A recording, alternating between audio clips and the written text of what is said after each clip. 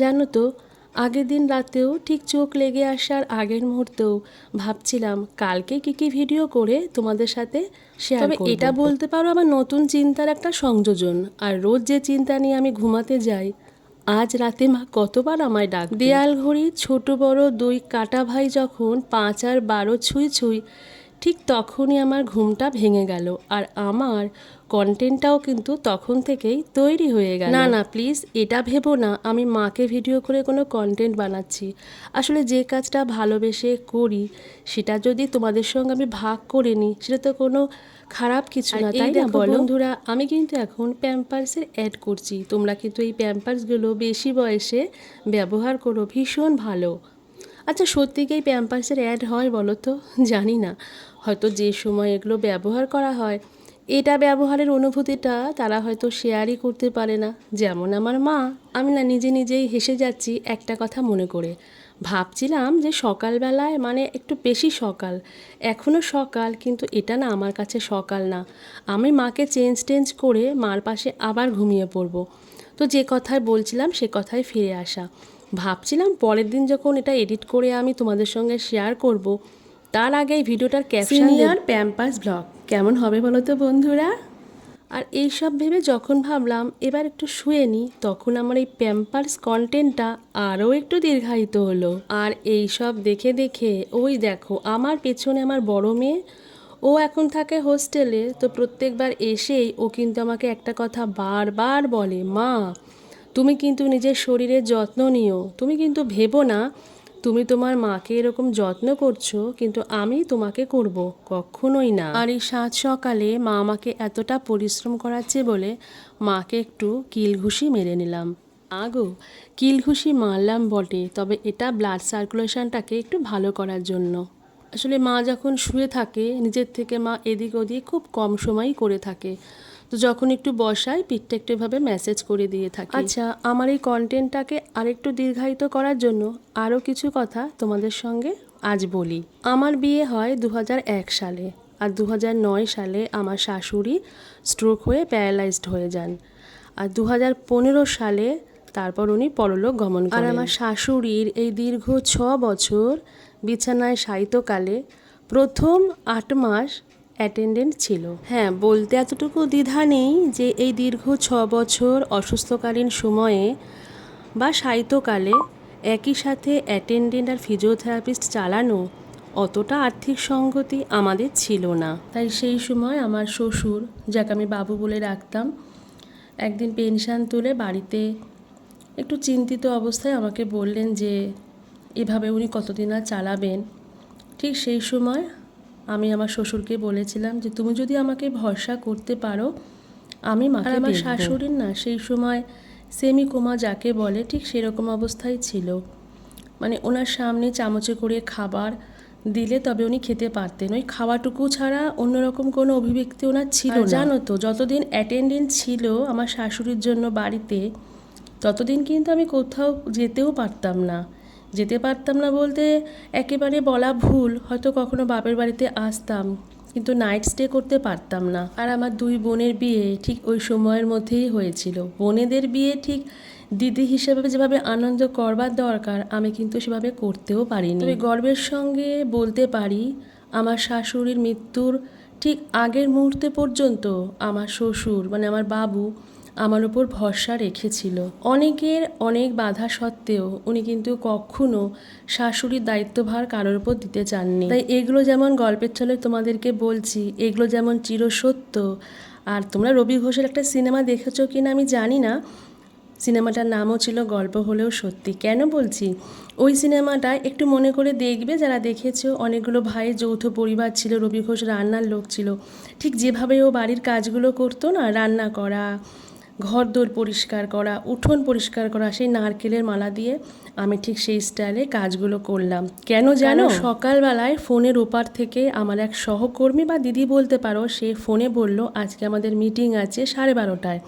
আর তার ঠিক আগে আর একজনকে ফোন করে আমি জানতে পারি আমার আজকে মাসি, মানে সব থেকে আমার কাছের মাসি বলতে পারো বর্তমান সময়ে, যে সকালবেলায় আমার চিন্তাটা অনেকটা কমিয়ে দেয়, সে আজকে আসবে না। না, সে অসুস্থ হয়েছিল গতকাল থেকেই, তাই সকালেই তার ফোনে খবর নিলাম, তখনই জানতে পারলাম মাসি সুস্থ হতে আরও 2 দিন সময় নেবে। তাই ওই মাসির কাজগুলো আমাকেই করতে হলো, ওই গল্প হলেও সত্যির রবি ঘোষের মতো। না গো বন্ধু, অত তাড়াতাড়ি করিনি, ভিডিওটা এডিট করলাম তাই এত কথা বললাম। আর এদিকে দেখো, এতক্ষণ আমার বর চা খাচ্ছিল, এনার কিন্তু আসার সময় হয়নি। ঠিক আমি চায়ের কাপটা নিয়েছি, প্রত্যেক দিন আমার চা খেতে সময়টা আরও বাড়িয়ে দেবে ইনি, আমার সঙ্গে সঙ্গে এনার বিস্কুট খেতে হবে। আর কী বা করি বলো, যাকে একসময় পছন্দই করতাম না, মেয়ের আবদারে তাকে তো ঘরে নিয়ে এসেছি, এখন সে যদি আমাকে মাতৃ আসন দেয়, আমার তো কিছুই করবার নেই না। আর ওই গল্প হলেও সত্যি রবি ঘোষের স্টাইলে সব কাজ করে সেই স্টাইলে চাটাও খেয়ে নিলাম। তারপর চলে গেলাম রান্নাঘরে, কারণ ছোট মেয়েকে তুলে তাকে পড়তে পাঠাতে হবে, আর আমার ছোট মেয়ের ঘুম থেকে উঠে রোজই এক বায়না পড়তে যাব না, তাই মেয়েকে একটু হালকা টিফিনের ব্যবস্থা করে দিই। আর এনারা তো এ যুগের ছেলেমেয়েরা তো আমাদের মতন রুটি, চা, মুড়ি, বিস্কুট, চিড়ে এগুলো চেনেই না, মানে ঘরে থাকে এরা কিন্তু চেনে না, এদের ঘুম থেকে উঠেই ম্যাগি, পাস্তা এই সমস্ত লাগে। তো আমি বললাম ঠিক আছে, যাওয়ার আগে ম্যামের পড়াটা একটু দেখে নাও। সে পড়ছে, কিন্তু মাঝে মাঝে এসে আমাকে তাকে পড়াতে হচ্ছে। আর যারা আমরা মা তারা জানি এদের বায়নাক্কা সব কিছুতেই, খেতে বসেছে সেখানে কি করে টাইম কাটাতে হবে ও কিন্তু সেটাও জানে। পাস্তা সেটা নাকি কাঁটা চামচ দিয়ে খাবে, আর খাবে দেখো একটা একটা করে পাস্তাগুলো চামচে বিচ্ছে আর মুখে দিচ্ছে। দিলাম সেখানেও বকা, তারপর তাড়াতাড়ি করে খাইয়ে মেয়েকে দিলাম পাঠিয়ে। চলে যাওয়ার পরে তরকারি কাটতে বসেছিলাম, তাড়াতাড়ি রান্না করতে হবে, আমাকে আবার বেরোতে হবে পঞ্চায়েতে মিটিংয়ে। কিন্তু বর আবার বলল যে একটু ফোনটা নিয়ে ভিডিও করে নাও। আমি বললাম কিসের?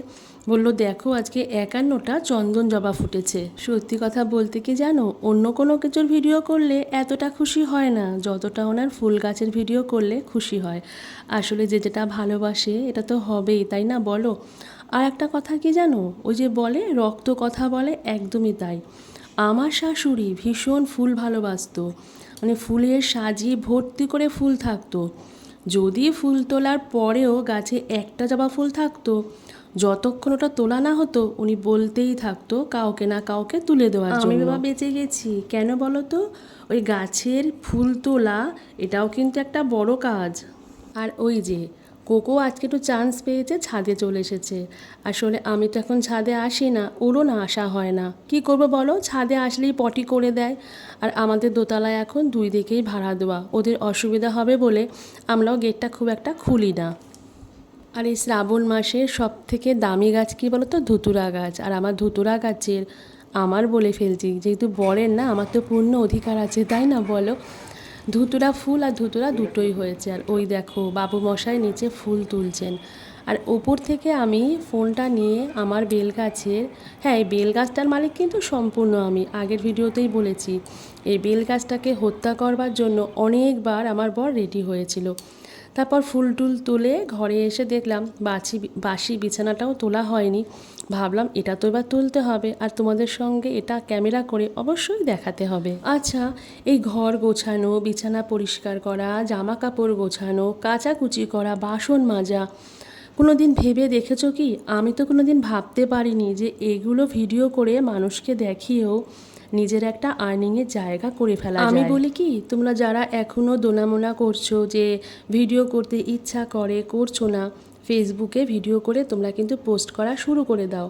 দেখো দেরি হলেও কিন্তু ইনকাম সবারই হচ্ছে আর হবে। আর আজকে আমার বাড়িতে একটা খুব সুন্দর আইটেম রান্না হয়েছে, আম দিয়ে টকের ডাল, তার সঙ্গে মাছের তেলের বড়া। তেলটা অনেকেই কিন্তু পছন্দ করে না, কিন্তু সুন্দরভাবে ধুয়ে ভালো করে যদি বড়া করা যায়, বা বেগুন দিয়ে মাছের তেলের যে রেসিপিটা অনেকে আমরা জানি ভীষণ কিন্তু ভালো লাগে। মাছের তেল কিন্তু গুড কোলেস্টেরল। তো যাই হোক, আমি স্নান করে ঠাকুর দিয়ে তারপর রেডি হলাম আমার ইউনিফর্ম পরে আমার কাজে যাওয়ার জন্য। দেখো আমি তো যে কাজগুলো করলাম সেগুলোই একটু একটু করে ভিডিও করে তোমাদের সঙ্গে শেয়ার করছি। তোমাদেরকে আগেও বলেছি সেরকম পরিপাটি হয়ে ভিডিও করা আমার জন্য সম্ভব না।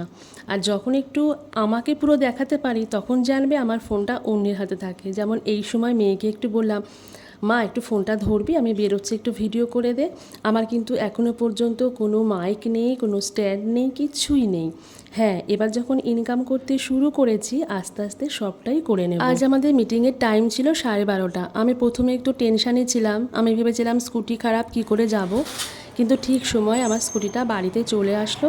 তাই এই যে দেখো, আমি এখন বাড়ির থেকে বেরোচ্ছি, আর আমার হাতে এখনও 20 মিনিট আছে।